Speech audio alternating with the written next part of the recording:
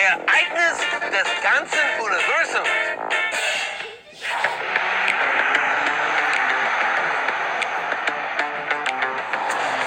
This is the sixth running of the world's greatest drag race. This year, the competition is tougher than ever. However, I think I'm driving the winner. This is the all-new Acura NSX. And in addition to all-wheel drive, I've got count them, 1, 2, 3, electric motors. What's good about an electric motor in a drag race?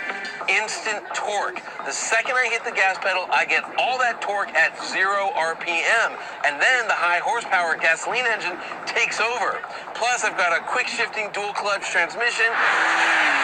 However, there are 11 other cars that think they have a shot at crossing that finish line first.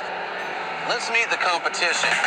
Wearing a creamsicle-inspired paint job, it's the Aston Martin V12 Vantage S with its funny shifter. There's the impressive handling Chevy Camaro 1LE. There's an eye-searing yellow Shelby Mustang GT350R. The great-looking water-injected BMW M4 GTS. The Track Day Champ, the Dodge Viper ACR. This has to be the best-looking Porsche of all time, a Miami Blue Carrera S. Here's the most powerful Jaguar of all time, the F-Type SVR. The return of the Jewish Racing Gold AMG GTS. Godzilla makes another appearance. There's the impressively powerful and ridiculously light McLaren 570S.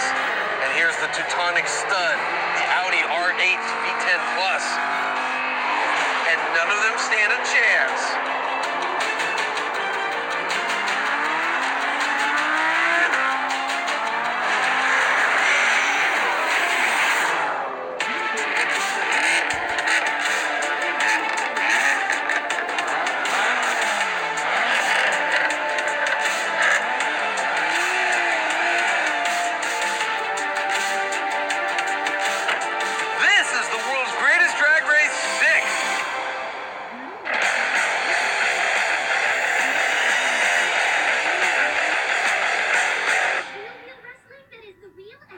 Johnny doesn't know is that I've gone to the office and stolen his long-term Dodge Charger Hellcat. I'm going to use it in the race. Sup, bro? Hey, Johnny. What are you driving? NSX. Cool. Yeah, you? Hellcat. The what? Hellcat. My Hellcat? That's not part of Best Driver's Car. It has more horsepower and torque than anything here, though. That's a good point. Only problem is that we got 12 guys dressed like this and 13 cars. So I suggest we just cut the slowest one here, that being your Aston Martin. Why are you smiling? I just put tires on the Hellcat. I'd like 2 weeks out of them, okay? 2 minutes? Maybe.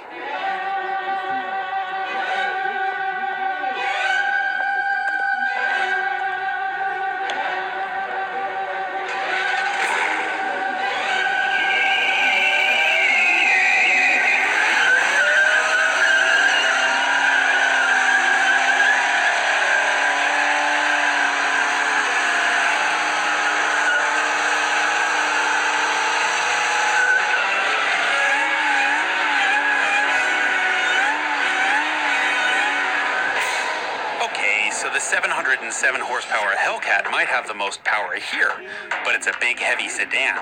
There's another car with almost as much horsepower, the Viper ACR. It has just 650 horsepower, but it weighs 1,151 fewer pounds. With a manual transmission, long gearing, and really sticky tires, the Viper is a tricky car to launch properly. Get it right, and you're in store for a 3.3-second run to 60 miles an hour. However, at higher speeds, that big wing creates a lot of drag and that slows it down. The McLaren doesn't have to deal with that, and thanks to its computer-controlled launch control, it's a whole lot easier to get off the line. Fortunately, it gives up 100 horsepower to the Viper. Then again, the 570S is the lightest car here. And then there's the Audi. The R8 is 500 pounds heavier than the McLaren, but it has all-wheel drive to rock it off the line. Plus, its naturally aspirated V10 screams to 9,000 RPM, and its dual clutch is one of the quickest shifting transmissions on the planet. Will that be enough to edge out the rest of these horsepower-riddled cars? Hang on and find out.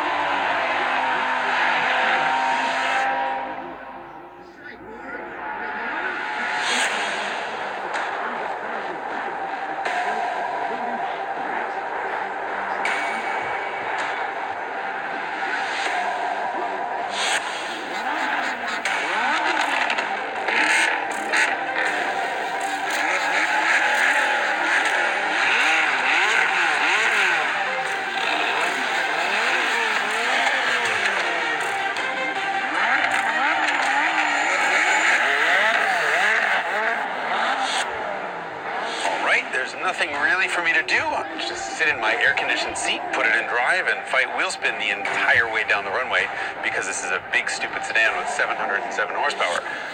He stands no chance in that Hellcat against this, the NSX. And have I mentioned how easy it is to launch this Acura?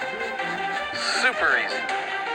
All right, 5, 4, 3, 2...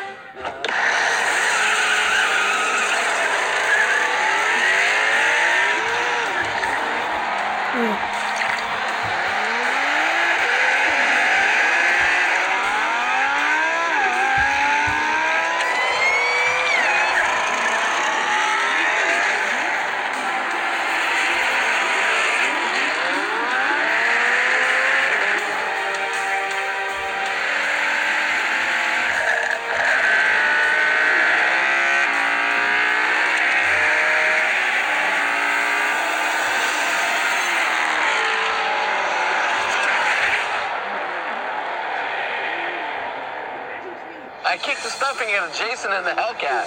707 horsepower. I finished at the back of the pack. Vietnamese coffee, who knew? It's all over pretty quickly when you have cars this fast. The NSX's electric motors gave it a jump off the line, but the Audi blows right by it on its way to a 2.6 second 0 to 60. And the Audi stays in the lead the whole way, crossing the quarter-mile marker after just 10.6 seconds. If we kept going, the R8 would get passed by the McLaren, which is less than a car length behind, but traveling almost 2 miles an hour quicker. 101 feet and 6/10 behind the Audi is Godzilla itself, the Nissan GT-R, which crosses the line just 16 feet before Johnny and his NSX. That's right, Johnny. Hope you're enjoying 4th place. Next up, the Mercedes-AMG GTS, followed closely by the Jaguar F-Type SVR. Oh, but if you think the Viper's up next, you're wrong. It's that insanely overachieving Porsche 911, pulling an 11.5 at 120 miles an hour. The Viper is 12 feet behind the Porsche. And 0.4 seconds later, here I come in the big, heavy Hellcat, which didn't win, but it did spin its tires long enough to beat the M4 GTS by 2 car lengths. The Mustang Shelby GT350R was right behind the Bimmer, and then in dead last place is the Chevy Camaro SS 1LE. That's right, the slowest car in this group runs at 12